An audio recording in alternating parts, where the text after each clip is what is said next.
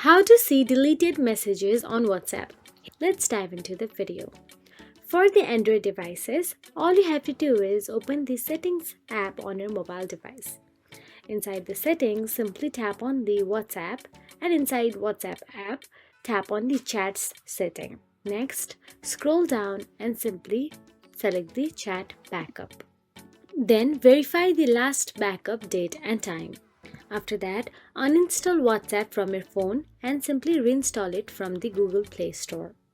Now, open WhatsApp and verify your phone number and follow the on-screen prompts. When prompted, simply tap on the Restore to recover chats and media from Google Drive. Wait patiently for a few minutes and it will be restored easily. So that is it. If you found this video helpful, please like, share and subscribe, and thank you so much for watching.